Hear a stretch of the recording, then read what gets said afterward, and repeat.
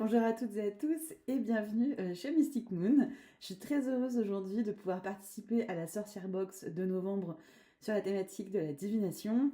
Moi c'est Marie, je suis créatrice de Mystic Moon et voilà, je suis très heureuse de pouvoir apporter un petit quelque chose dans cette box autour de la divination en lien notamment avec les cycles des saisons plus particulièrement.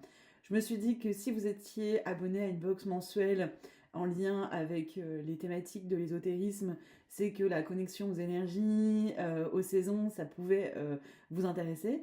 Et puis surtout, c'est parce que c'est mon domaine, c'est là où j'ai le plus développé de pratiques. C'est en rapport avec les cycles des saisons, des lunaisons, de la semaine, de la journée. D'ailleurs, j'en profite pour vous rappeler qu'en bas de la page, si ça vous intéresse, j'ai mis un accès vers mon programme Magie des cycles avec un code promo. Et puis il y a aussi mon abonnement Magie saisonnière où voilà, je vous explique un petit peu tout ça, si c'est des choses qui peuvent vous intéresser pour explorer la magie des cycles. Donc aujourd'hui, on va se concentrer sur un tirage en particulier. Je vous ai partagé deux petits textes pour vous expliquer un petit peu mon approche de la divination avant cette vidéo et puis en quoi ce tirage pouvait vous apporter.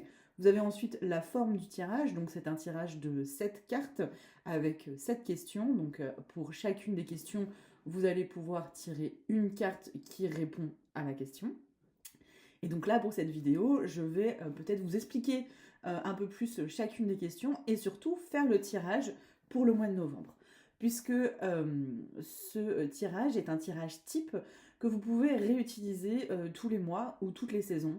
C'est ça aussi que je trouvais cool, c'est de vous apporter quelque chose que vous puissiez réutiliser, quelque chose d'assez général que vous pouvez adapter en fait. Soit vous le faites en début de saison pour vraiment avoir une vision, une vue d'ensemble des 3 mois à venir, soit vous pouvez le faire en début de mois et le faire du coup chaque mois. Vous pouvez aussi varier de temps en temps, le faire une fois par mois, de temps en temps et étaler un petit peu plus et le faire une fois par saison. C'est en fonction de vos besoins et c'est à votre convenance. Donc moi je vais faire le tirage pour, là je fais ça, on est début novembre, donc on va faire ça sur entre novembre-décembre. Voilà, on va faire ça sur un mois, on va dire de mi-novembre à mi-décembre, histoire que vous puissiez profiter un petit peu du tirage et des interprétations que je vais faire. Du coup, ce tirage, ça va vous permettre de voir un petit peu comment moi je tire les cartes. Je vais vous donner un petit peu mes conseils par rapport à mon expérience personnelle.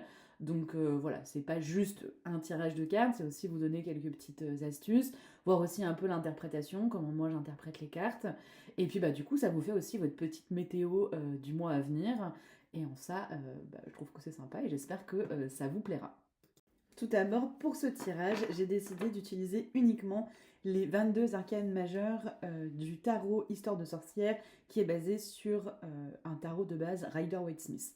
Je l'ai choisi parce que je le trouve assez sympa justement pour explorer les énergies de saison. Il y a plein de références au cycle des saisons et aussi aux pratiques ésotériques, magiques, spirituelles. Donc je pense que ça convient bien à ce type de tirage. Bien entendu, vous pouvez utiliser un autre type de tarot ou utiliser aussi un oracle sans problème. Vous pouvez aussi utiliser d'autres outils divinatoires, comme par exemple les runes, sans souci. Pour ce qui est du coup du tarot Rider-Waite-Smith, je ne sais pas si vous savez, c'est une des bases de tarot. On en a plusieurs qui existent. Le Marseille, le Rider-Waite, le Thoth, le Normand.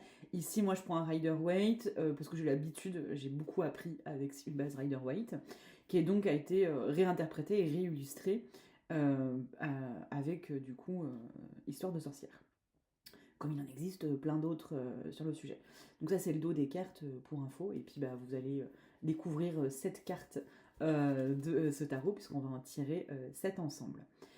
Sinon, pour me préparer, ce que j'aime bien faire, c'est toujours avoir un tapis de tirage, de pas tirer à même ma table, pour vraiment délimiter mon espace de tirage, marquer que c'est un moment sacré. Je suis toujours accompagnée aussi de bougies, pareil, qui vont encadrer le temps du tirage avec j'allume les bougies au début et je les éteins à la fin. Je peux aussi faire une petite passe de purification ou nettoyage de mes cartes si je les ai utilisées pour d'autres personnes. Dans mon cas, je peux tirer avec d'autres personnes, mais ce n'est pas systématique. Ça va vraiment dépendre de mon utilisation du tarot au moment T. Et là, je vais utiliser pour tout la fumigation. Et j'aime bien utiliser notamment la lavande, parce que pour moi, elle va me permettre et de faire un nettoyage de mes cartes, mais en plus la lavande, je trouve qu'en termes de correspondance par rapport à la divination, c'est très intéressant, puisqu'elle apaise l'esprit, elle apaise le mental, et donc ça nous permet peut-être de calmer nos pensées du quotidien pour accueillir plus facilement des messages de soi ou de l'invisible. Donc voilà, la lavande peut être une plante assez intéressante pour explorer notamment la divination. Autre petit conseil de début, moi ce que j'aime bien faire, c'est prendre un petit temps pour me recentrer, pour me concentrer, et pour ça, j'essaye d'être assez droite et alignée. Et puis je prends 3 grandes respirations. Je vous invite à le faire avec moi pour profiter de l'expérience au maximum et de respirer longuement, profondément, 3 fois.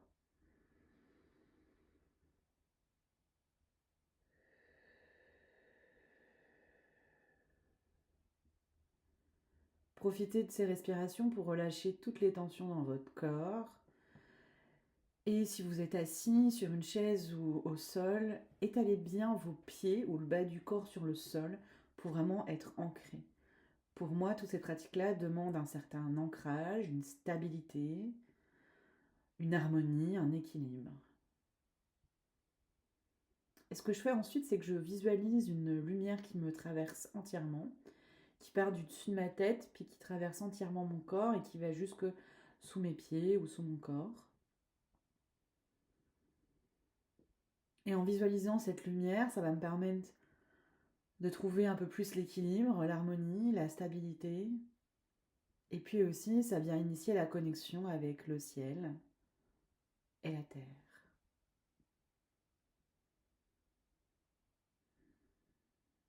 Ensuite, je vais penser à mes questions et je vais expliquer qu'est-ce que je fais là.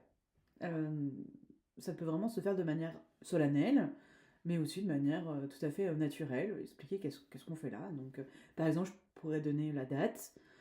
Imaginons que vous faites ça je sais pas, le 15 novembre. On va dire que voilà, je suis Marie, on est le 15 novembre 2022 et je m'apprête à faire ce tirage pour explorer les énergies du mois ou de la saison, pour mieux les comprendre, mieux m'y relier, mieux m'y connecter, etc., etc. Je ne refais pas la liste des 7 questions-là, je vous rappellerai les questions à chaque fois que je vous montrerai la carte que j'ai tirée et son interprétation. Et voilà. Et je finis toujours par souffler dans mes cartes, comme si je leur soufflais en fait mon message. Très souvent, je vais dire aussi que j'aborde ce tirage le cœur et l'esprit ouverts, et je peux visualiser mon esprit qui s'ouvre, mon cœur qui s'ouvre, dans cette idée d'être ouverte à accueillir le message des cartes qui se trouvent entre mes mains. C'est une petite phrase que j'aime bien dire. J'accueille les messages des cartes qui se trouvent entre mes mains, le cœur et l'esprit ouverts. Et ensuite, je souffle pour leur livrer mes questions, mes interrogations, et qu'elles puissent me répondre.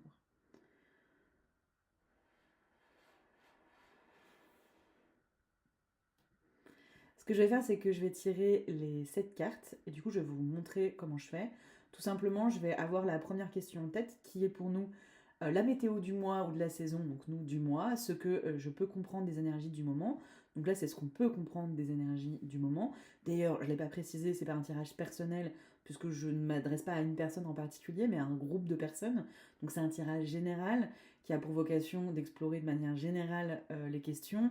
Je pense que pour autant, on a un inconscient collectif, il y a des archétypes universels qui nous permettent de pouvoir nous retrouver dans un tirage, même s'il n'est pas spécifique à nous.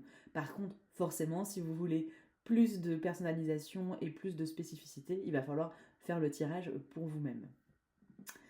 Donc, je disais, je vais dire ma première question et puis je vais battre mes cartes. Si j'ai une carte qui saute, je considère que c'est la réponse à ma question. Sinon, j'étale mes cartes et puis je fais mon tirage. Et souvent, pour la dernière question qui est un petit peu plus ouverte, un peu plus large, je vais remélanger mes cartes, voir si on a une qui saute et sinon, je la réétale et je tire à nouveau. Donc pour nous, c'est ce que je peux comprendre des énergies du moment. Donc je tire les 7 cartes. Et puis ensuite, je vous explique chacune des questions et l'interprétation. Il n'y a pas de carte qui saute, c'est pas grave. Je les étale devant moi et je vais les tirer. Pour pour pas que la vidéo soit trop longue et un petit peu chiante pour vous, je vais tirer les 7 cartes et puis je vous retrouve juste après pour l'interprétation et l'explication des questions. J'ai tiré les 6 premières cartes et du coup pour la 7e, je voulais quand même vous donner une petite explication sur comment je tire, à moins qu'il y en ait une qui saute, mais quoi qu'il arrive, je vais vous montrer. Du coup la dernière question, c'est ce que je peux continuer de nourrir pour la suite du cycle.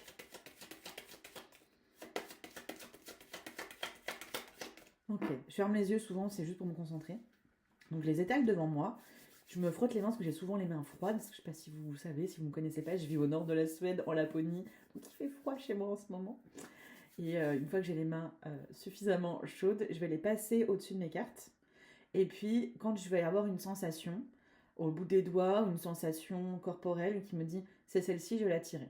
C'est une des façons de tirer les cartes, il y en a plein d'autres, c'est pas la façon de le faire ou la bonne façon de le faire, c'est une façon de faire. Il y en a plein d'autres qui sont tout aussi pertinentes, mais comme ça je vous donne la mienne si ça vous intéresse.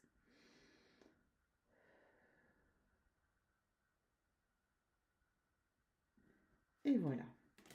Nous avons donc nos 7 cartes pour du coup nos 7 questions. Je vais les étaler devant moi pour avoir une petite idée de ce qui nous attend. Et puis du coup, je vais vous expliquer... Oula, d'accord. Je vais vous expliquer... Il y a plein de choses intéressantes. Je vais vous expliquer chacune des questions, vous montrer chacune des cartes à chaque fois et vous livrer mon interprétation. On commence avec une première question générale qui est ce que je peux comprendre des énergies du mois ou de la saison. Donc pour moi, chaque mois, il y a des énergies qui sont différentes en fonction de la saison, mais aussi potentiellement des lunaisons. Si vous avez une croyance ou un intérêt pour l'astrologie, ça peut être aussi par rapport au placement des planètes et des signes astrologiques. Donc il y a plein de choses en fait qui font que chaque mois de chaque année va être différent, va avoir une énergie différente.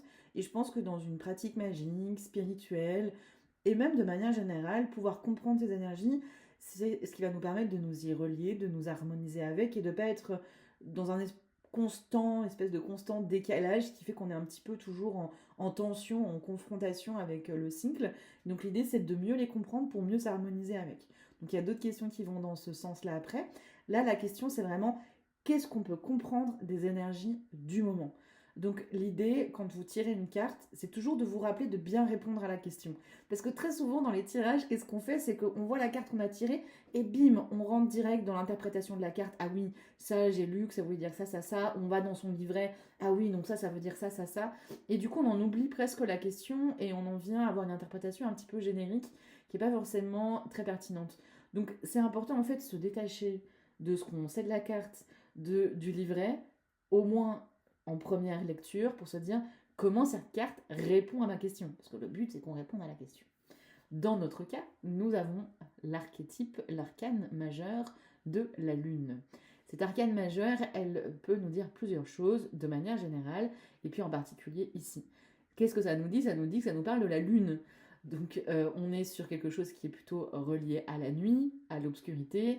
On est en plein dans le cœur de l'automne, on se rapproche grandement de l'hiver. Donc oui, on est plutôt dans une énergie de l'obscurité, de la nuit. Ça nous parle aussi beaucoup d'introspection. Et en effet, en automne, on est plutôt, et en hiver aussi, dans ce retour à l'intérieur parce qu'il fait froid, donc dans son foyer, mais aussi à l'intérieur de soi. Donc ça nous parle d'aller explorer plutôt les profondeurs intérieures, de faire face à ces parts d'ombre qui sont en nous, avec le petit chat qui se reflète dans l'eau et qui aperçoit la panthère. Donc il y a vraiment qu'est-ce que c'est que les énergies en ce moment du moment, comment on peut mieux les comprendre. C'est des énergies de retour à soi, de retour à l'intérieur du foyer, de retour dans les profondeurs, d'exploration. C'est vraiment, ça nous aide à entrer dans une exploration. C'est d'énergie de la nuit, de l'obscurité, où les longues nuits s'installent. Et voilà pour cette première question. Je pense que c'est assez clair. On va passer à la deuxième. On continue donc avec la deuxième question qui est ce que je peux faire pour honorer cette nouvelle étape du cycle. Pour moi, c'est vraiment important de comprendre que un tirage dans nos pratiques magiques et spirituelles doit nous permettre de nous comprendre nous, mais aussi de comment on va se relier, se connecter à ce qui nous entoure et notamment en l'honorant. Pour moi, c'est important d'avoir cette partie, en fait, de se dire, je ne vais pas juste demander des choses pour moi, c'est aussi moi, comment je peux faire pour me relier à ce moment, et notamment avec cette idée d'honorer cette étape du cycle, d'honorer chaque étape du cycle, car elles sont toutes importantes, que ça soit une saison, que ça soit une lunaison, que ça soit l'idée de la vie, de la mort, de la renaissance. Chaque étape a son rôle à jouer. Donc comment je peux l'honorer? Et pour cela, nous avons tiré la très belle arcane de l'étoile. L'étoile, c'est une arcane qui nous invite à continuer de rêver, à nourrir nos souhaits. Et du coup, par rapport à la question comment honorer, je pense qu'il y a vraiment cette idée peut-être de prière. Alors je ne sais pas si l'approche de la prière ou le terme de prière vous parle, mais ça peut être en tout cas d'exprimer, de vous exprimer par peut-être une prière si ça vous parle, peut-être par un poème, par des mots, exprimer ce que vous ressentez de cette période, de ce moment. Ça demande du coup peut-être de réfléchir à qu'est-ce que ça signifie cette étape du cycle pour moi et comment du coup je peux l'exprimer. Pas juste par rapport à moi, mais par rapport à ce que je comprends de ce qui se passe. Qu'est-ce que je peux honorer de ce moment? Donc là, on a vu par exemple qu'on était plus dans l'obscurité, les profondeurs. D'ailleurs là, on est à nouveau dans la nuit avec le ciel étoilé. Et peut-être du coup, l'honorer, c'est exprimer que l'on comprend la nécessité de cette période sombre, par exemple en ce moment, mais que on sait qu'il y a toujours de l'espoir, que ce n'est qu'une étape du cycle. Honorer, c'est aussi exprimer ce qu'on comprend en fait d'une étape d'un cycle. Exprimer du coup que dans l'obscurité on trouve aussi la lumière, que l'on continue d'espérer et que on accueille ce moment du cycle pleinement, voilà, sans peut-être être forcément dans le jugement de il fait froid, il fait sombre, mais aussi de se dire ok, c'est une nécessité, c'est ce qui permet à la nature de se reposer pour mieux revenir plus tard. Comme moi, j'ai aussi parfois besoin de me reposer pour mieux revenir plus tard. Je le comprends et je l'honore. J'honore ce repos du cycle et du coup en l'exprimant par quelques mots peut-être. Nous allons continuer nos questions avec la troisième question. Ce qui serait intéressant de mettre en place pour m'harmoniser, excusez-moi, c'est pas facile à dire, avec ces énergies. Donc l'idée c'est que on a compris qu'on était plutôt dans la période sombre, le retour à soi, à l'intérieur, que pour l'honorer c'était d'accepter cela. Et du coup, bah, comment je fais, moi, qu'est-ce que je peux mettre en place, quelles actions je peux mettre en place pour être en harmonie avec ce moment du cycle. Et nous avons l'ermite. C'est quand même très raccord, je veux dire, là on est bien raccord. Si vous ne connaissez pas l'ermite, c'est du coup l'arcane qui invite à l'introspection. Alors pas que, mais il y a vraiment cette idée d'accepter d'aller dans l'obscurité, d'aller dans les profondeurs.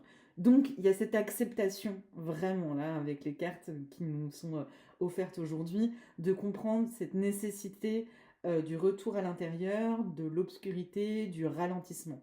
L'ermite, là par exemple, il y a euh, un feu de camp, je vais y arriver, un feu de camp. L'ermite, il peut aussi être représenté avec une lanterne. Donc il y a vraiment cette idée, malgré tout, ok, on est dans l'obscurité, on accepte cette obscurité, mais comme dans la lumière il y a l'obscurité, dans l'obscurité il y a la lumière, on peut apporter notre petite lanterne, notre petite flamme, notre feu intérieur pour pouvoir aller explorer cette obscurité. Donc il ne s'agit pas juste de dire ok, j'accepte l'obscurité, c'est je pars explorer cette obscurité. Donc pour être en harmonie avec ce moment du cycle, c'est pas juste de l'observer, de le regarder d'un point de vue extérieur en disant ok, j'ai compris que c'était ça, c'est comment je vais là-dedans, comment je vais dans cette obscurité. Et je suis pas obligée d'affronter l'obscurité sans rien. Je peux y apporter de la lumière et d'ailleurs j'ai tout intérêt à le faire parce que ça va me permettre de découvrir des zones d'ombre peut-être que je n'avais pas encore trouvées. Voilà pour cette troisième question. Du coup, la quatrième question, c'est quelles pistes je peux explorer, des portes à ouvrir pour continuer de m'épanouir dans ce cycle. Alors là, on a le pendu. Donc là, le pendu, il nous dit fais pause. C'est-à-dire, qu'est-ce que tu peux explorer? Tu peux explorer justement cette posture. C'est-à-dire que l'ermite, il nous emmène à être dans l'action, mais à l'intérieur. C'est bien l'exploration intérieure avec sa lanterne, c'est bien l'introspection. Donc pour s'harmoniser avec le cycle, c'est rentrer en introspection. Et du coup, quelles portes je peux ouvrir? Des portes qui sont à l'intérieur. On n'est pas du coup dans une action matérielle, on n'est pas dans une action dans la vie de tous les jours qui nous inviterait à faire des choses concrètes, à nous mettre en mouvement. On est au contraire à se recentrer, à se poser et à accueillir, à se laisser traverser par ces explorations intérieures. C'est ça qui va nous ouvrir des nouvelles portes sur nous-mêmes en fait, sur notre compréhension de nous-mêmes, de notre être, de ces profondeurs qui s'animent pendant cette période. Donc c'est ça les portes à ouvrir, c'est les portes de soi-même qu'il faut aller ouvrir. Donc c'est pas des nouvelles portes professionnelles ou relationnelles, enfin, ça peut bien entendu, hein, mais dans votre vie de tous les jours il n'y a pas de souci, mais en tout cas dans ce que vous pouvez faire dans le travail avec le cycle, ça sera intérieur. Ensuite, c'est ce à quoi je dois prêter attention qui pourrait rendre le chemin plus compliqué. C'est intéressant parce que là, on a tiré une très belle carte en soi qui est la carte du monde.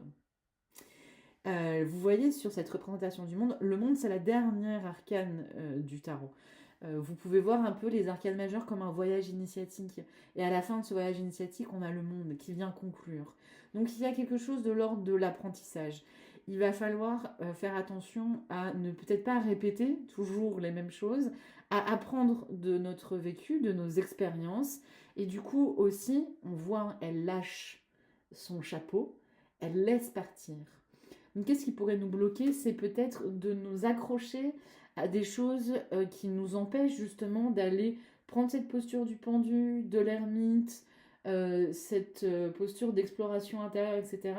Qu'est-ce qui va nous bloquer? C'est que on va toujours être peut-être dans cette idée de confrontation avec le monde qui nous entoure, qui nous demande d'être toujours actif, d'être toujours créatif, d'être toujours productif. Et là, on dit, il faut lâcher. Il y a des choses qu'on peut peut-être lâcher, sûrement partout, parce que il faut continuer d'aller travailler, il faut continuer de vivre. Hein, on ne vit pas que en introspection, c'est pas possible. Mais peut-être qu'il y a quand même des choses qu'on peut lâcher, qu'on peut laisser partir pour pouvoir se laisser vivre cette expérience d'introspection.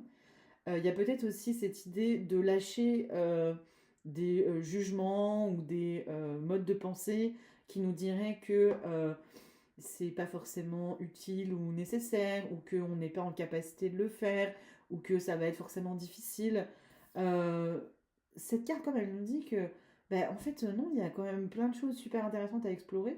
Il faudrait peut-être voir le verre à moitié plein sur ce sujet de la saison sombre et de l'introspection, parce qu'il y a peut-être des choses super cool à accueillir.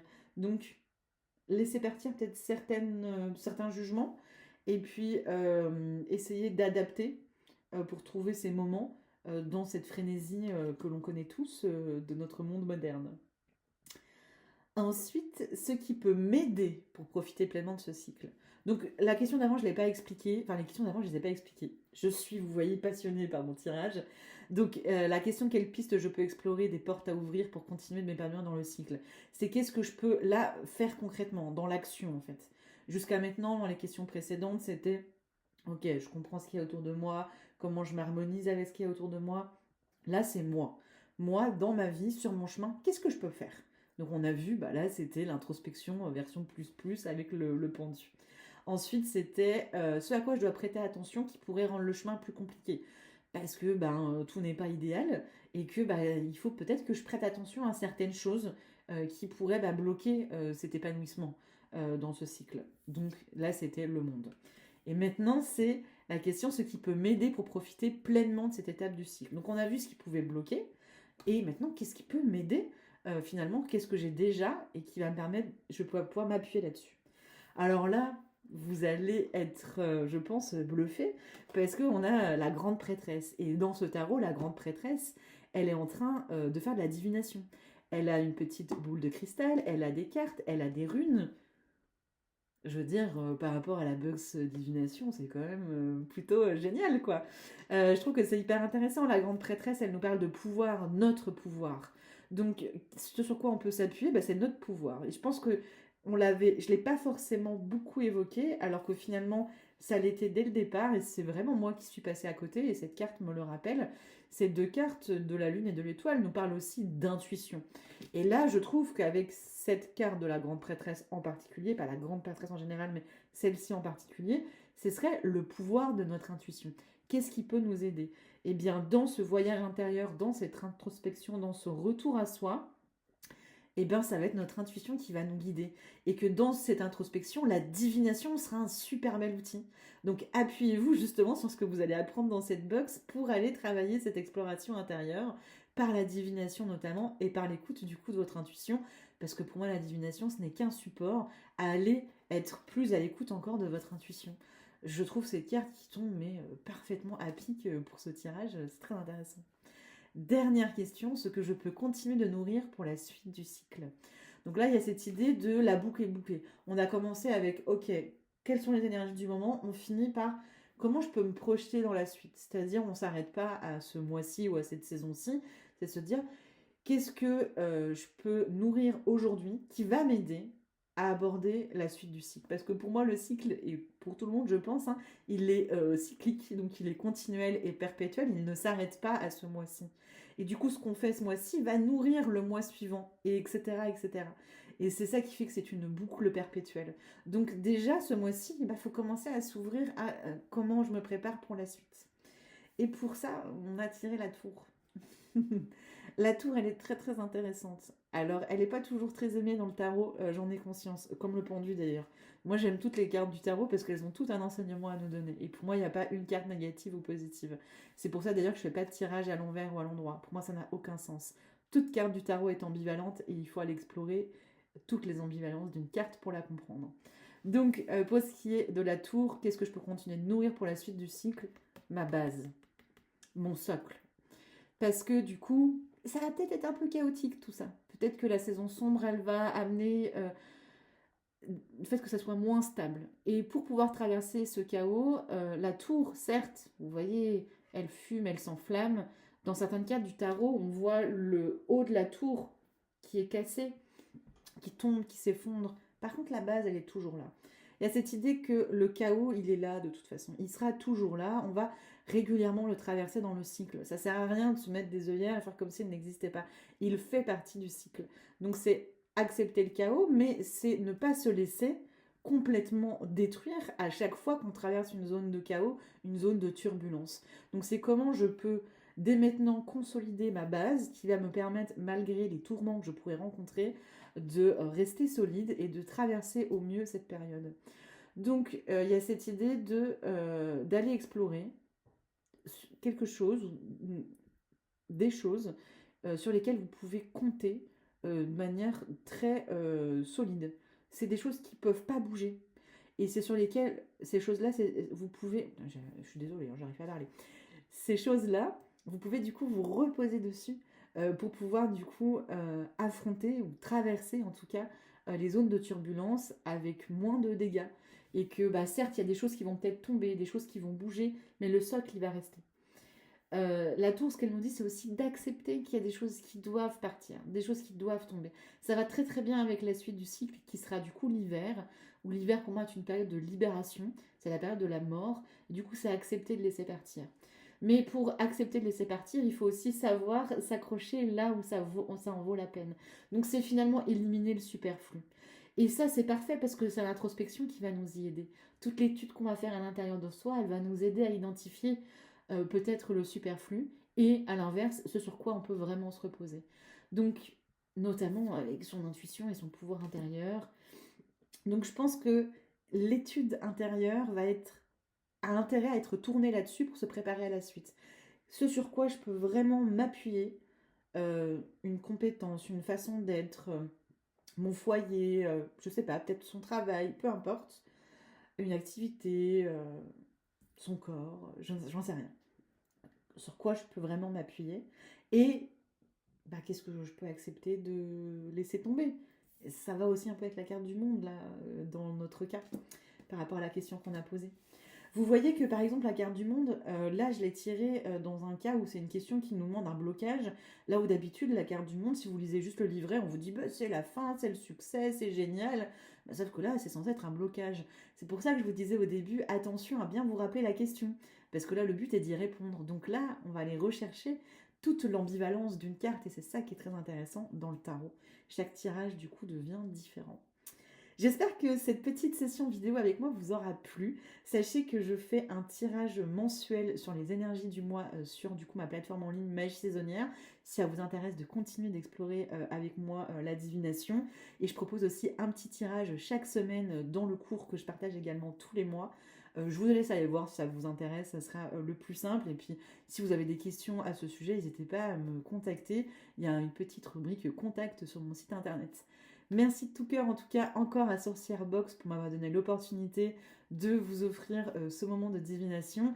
J'espère que ça vous a plu et puis que vous allez pouvoir explorer tout ça avec tous les autres outils qu'on a pu vous mettre dans votre box. Et puis je vous souhaite un très beau mois de novembre, de décembre, une très belle fin d'année et peut-être qui sait, à bientôt sur Mystic Moon. Merci encore.